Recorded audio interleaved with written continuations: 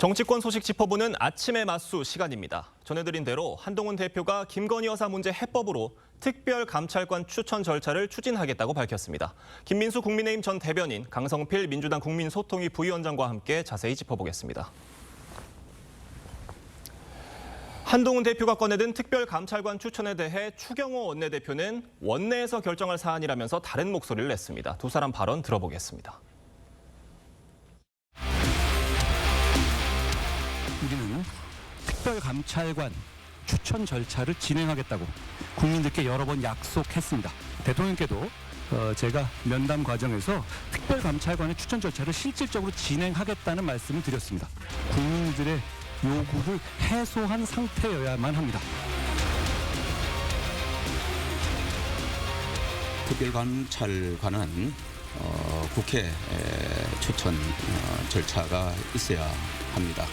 이 부분은 국회 운영과 관련된 사안이고 또 원내 관련 사안입니다. 제가 우선 듣고 또 최종적으로는 우리 의총을 통해서 결정해야 될 부분이다.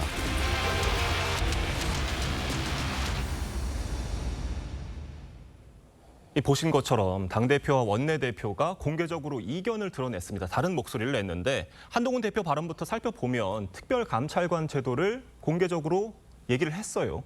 대통령실과는 다른 목소리인데 독자 노선 걷겠다는 의미로 해석이 가능하겠습니까?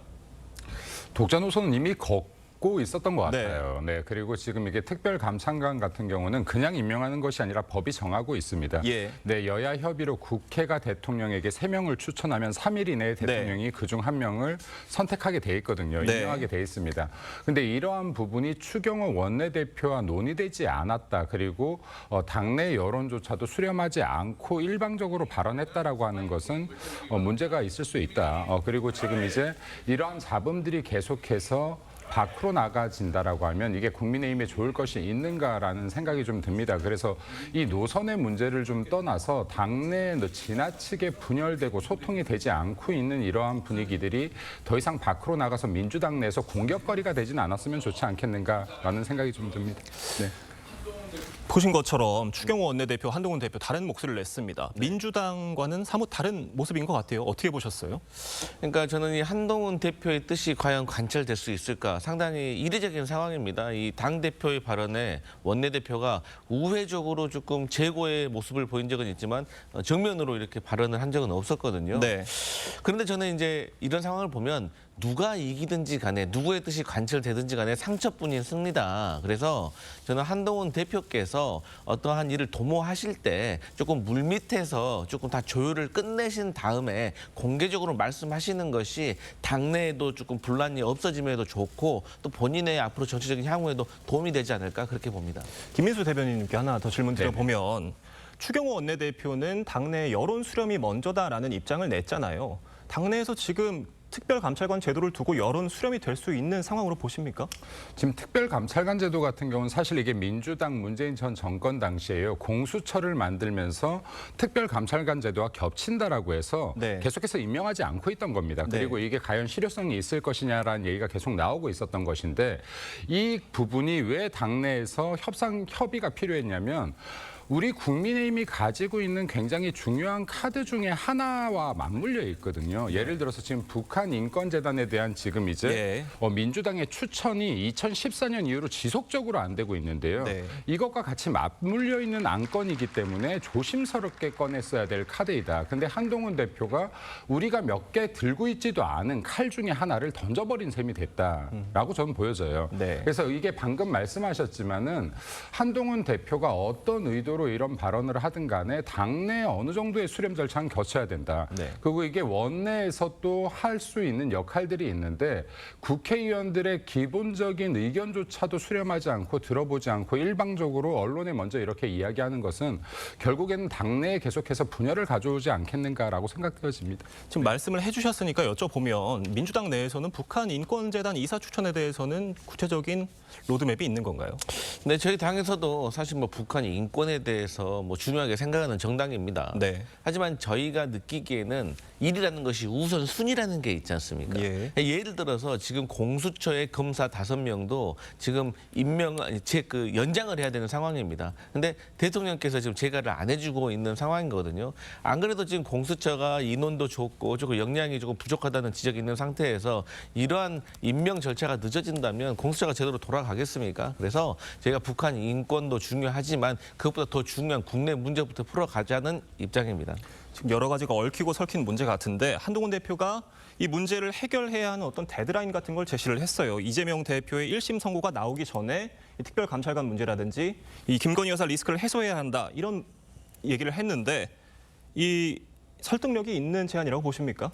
설득력이 없는 제안이라고 봅니다. 그러니까 지금 이게 북한 인권재단 임명 같은 경우가 민주당이 이렇게 차일피일 미루면서 겉으로는 북한 인권을 외치고 실제로는 이런 행동에 부합하지 않는 행동을 하는 것 이런 거 다 공격거리거든요. 네. 근데 이런 것들을 내려놓고 지금 실체가 없는 의혹 수중에 머물고 있는 김건희 여사에 대한 것들에 대해서 거꾸로 여당이 이 용산을 공격하고 있는 형태를 보이고 있습니다.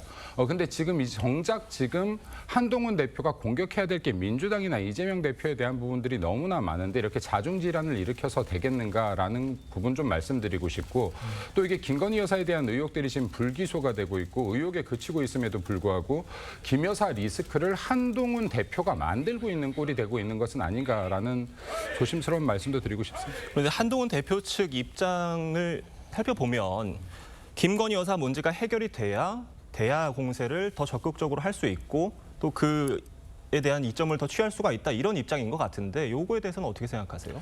지금 사실 이게 이재명 대표의 1심 선고가 나면요. 아마도 유죄로 나오지 않을까라고 저는 개인적으로 생각을 하는데 유죄가 나올 경우에 지금 이 국민 여론들이 상당수 뒤바뀔 겁니다. 방향성이 바뀔 겁니다. 근데 한동훈 대표는 1심 선고가 나기 전에 본인의 역할을 더 키우는 데 지금 집중하고 있는 것이 아닌가라고 저는 개인적으로 생각되어집니다.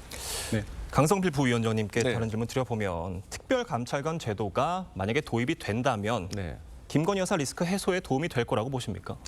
이제 제2부속실이라든지 네. 특별감찰관을 임명하는 문제는 사실 예방적인 문제인 거지 과거에 있었던 의혹과 논란이 사라지는 건 아닙니다. 저희 민주당 입장에서는 한동훈 대표와 저희 민주당 이재명 대표가 만나서 김건희 여사 특검법과 관련해가지고 의견이 다르다고 하면 범위를 좀 좁히든지 조금 더 다른 형태로 갈 수도 있습니다. 예를 들어 상설특검법이라든지 이런 식으로 과거의 의혹은 해결을 해야 되고 특별감찰관은 다시 말씀드리지만 예방적인 조치다 이렇게 말씀드릴 수 있겠습니다. 네, 이런 상황 속에요. 한동훈 대표와 대통령실의 갈등이 격화된 상황에서 윤석열 대통령이 홍준표 대구시장 만났습니다.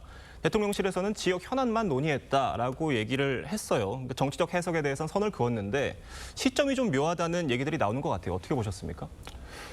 지금 뭐 정치적으로 어떠한 대화들을 나눴었는지는 뭐 감히 추측할 수는 없겠으나 네, 알려진 바는 없죠. 네, 근데 지금 상황에서 봤었을 때는 어쨌든 한동훈 대표의 여러 가지 행동 자체가 여기에 용산과 나를 세우고 있는 것으로 누구나 판단하기 때문에 이러한 부분들에 대해서 정치적 논의를 할 다른 대상들도 필요하지 않을까 대통령 입장에서 이렇게 생각되어집니다. 네.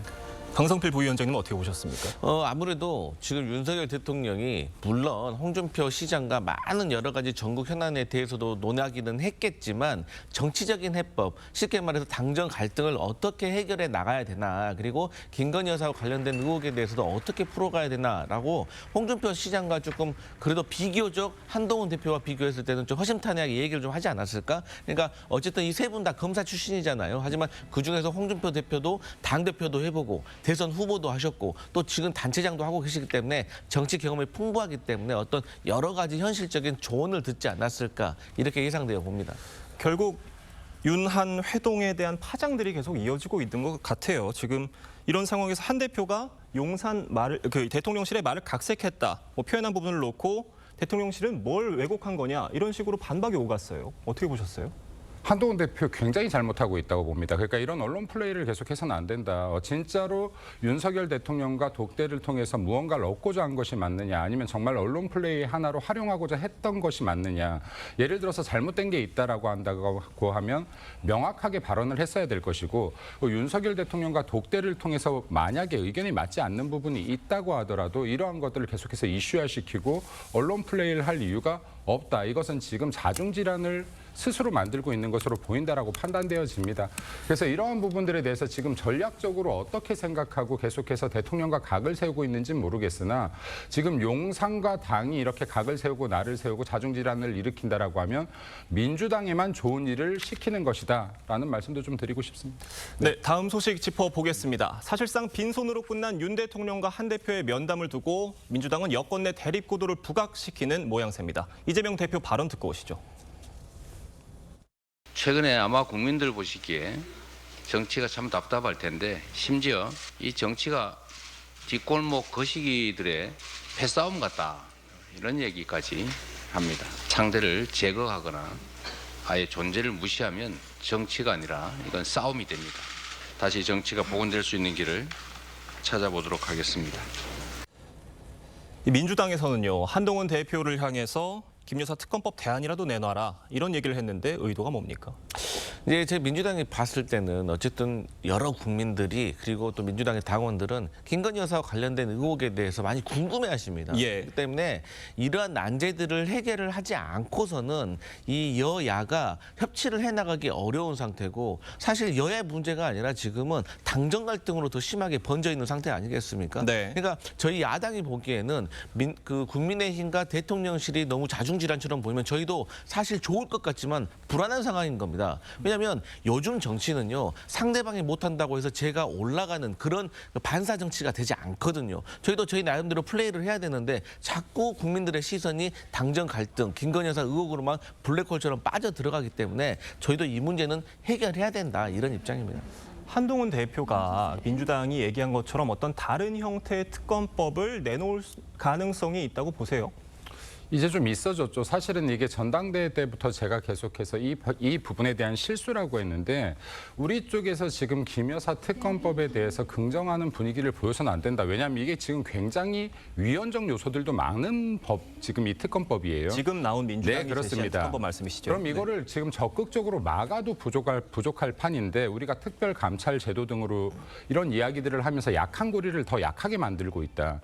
우리 여당 내에서 약한 고리가 있다라고 하면 이걸 보완시켜 주어야 되는데, 계속해서 이재명 당대표나 민주당에 공격할 수 있는 거리를 만들어주고 있다라고 판단되어지고요. 그리고 민주당은 지금 이재명 당대표만큼 대한민국에서 지금 여러 혐의들을 받고 있는 사람이 있습니까? 본인 재판에 좀 더 신경을 쓰면 좋겠다는 말씀도 덧붙여드리고 싶습니다. 그 여야 대표 회담도 조만간 열릴 수 있을 것 같습니다. 이르면 다음 주쯤 열릴 거라는 전망들도 나오고 있는데, 네. 의제를 놓고 좀 입장이 엇갈리는 것 같아요. 민주당에서는 김건희 여사 특검법 논의하겠다. 그런데 한동훈 대표는 민생 얘기만 하겠다, 이런 입장이에요. 어떻게 보십니까? 근데 정치가 서로 주고받는 것이지 한쪽만 원하는 걸 얻어갈 수는 없는 겁니다. 그러니까 물론 여야 대표가 만났기 때문에 민생에 대해서 논하는 것이 제 첫 번째 순서가 될 겁니다. 하지만 이 민생이 뚫리려면 정쟁이 좀 사라져야 되는데, 지금 김건희 여사 특검법에 대해서 저희가 계속해서 말을 하고 있잖아요. 그렇기 때문에 저희 민주당도 예를 든다면 금투세와 관련해서 좀 국민의힘과 의견을 좀 비슷하게 해서 저희도 통과를 시키려고 하는 그런 입장세를 취하고 있으면, 사실 국민의힘도 이제 민주당에게 뭔가를 양보하는 모습을 보여 서로 주거니 받거니 하면서 이 전국이 뚫릴 거기 때문에 어쨌든 원천적으로 배제하지 마시고 가능성을 열어놓고 열린 자세로 대화했으면 좋겠습니다. 김민수 대변인님 보시기에는 정말 저 대표 회담에서 김건희 여사 특검법이 논의가 되지 않을 가능성이 있을까요?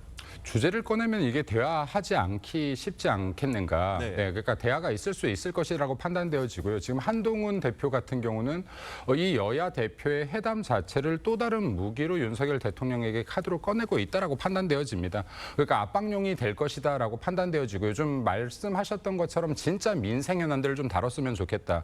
이때까지 민생 현안 다루겠다 모든 정치인들이 여야 할 거 없이 이야기하고 있는데, 21대부터 22대 국회가 이어지는 동안 민생 민생 현안들 얼마나 누적해 있는지 산적해 있는지 바라보면서 좀 여야 모두 반성하길 바란다는 말씀드리고 싶습니다. 네. 민주당 얘기를 짚어보면 차기 대권 준비 담당 기구 집권 플랜 본부 조기 가동한다고 합니다. 이유가 뭔가요? 근데 사실 이 정당에서는 섀도우 캐비넷이라고 하거든요. 네. 정치 용어입니다. 그러니까 이 정당이라고 수권을 준비하는 정당이라고 한다고 하면 평소에 국토부 장관은 누구, 법무부 장관은 누구 이렇게 어느 정도 대략의 어떤 그 가이드라인을 좀 설정을 해 놓으면서 이분들을 계속해서 키워나가고 이러한 과정 속에서 검증을 평소에 나가는 것이거든요. 그래서 집권을 한다고 하면 신속하게 내각을 꾸리는 그러한 것들이 사실 제대로 된 정당의 모습이라고 생각하기 때문에 저희 민주당은 그런 차원의 연장선이라고 생각하시면 된다. 이렇게 말씀드리겠습니다. 일각에서는 11월 15일에 예정돼 있는 이재명 대표 선거법 1심 선고 결과를 염두에 두고 위기설을 좀 가라앉히려는 게 아니냐 이런 지적도 나오는데 동의하십니까? 근데 그 위기설을 가라앉히기에는 이런 집권 플랜 오히려 그것이 말이 맞지 않는 겁니다. 그러니까 예. 1심 결과가 안 좋다고 하면 오히려 그 집권 플랜이 힘을 받을 수가 없는 것이고 네. 오히려 집권 플랜은 이 대표가 1심에서 무죄를 받았을 때 더 빛을 발하는 그런 카드가 아닐까 그렇게 생각합니다. 네, 지금 김 여사 규탄 대회를 시작으로 장외투쟁도 예고가 되어 있잖아요. 민주당에서는 이 역시 이 대표 방탄용이라는 시각 적지 않은 것 같습니다. 지금 이 대표에 대한 방탄용이 지금 민주당의 전부이라고 판단되어집니다. 그러니까 지금 아까도 말씀하셨는데 이게 집권 플랜이라는 것도 결국에는 이게 판결에 어느 정도 영향을 미치려는 압박용으로 보여지고요. 그리고 지금 이재명 대표의 방탄을 위해서 모든 것들이 이루어진다라고 봐야지 이게 모든 해석들이 가능하지 않은가라고 생각되어집니다. 그리고 이재명 대표 1심 판결이 정말로 얼마 남지 않았는데 이 부분에 대해서 좀 진중하게 기다리고 이렇게 행동에 좀 조심을 하는 것이 지금 좋을 때가 아닌가라는 말씀드리고 싶습니다. 네, 두 분 말씀은 여기까지 듣겠습니다. 감사합니다.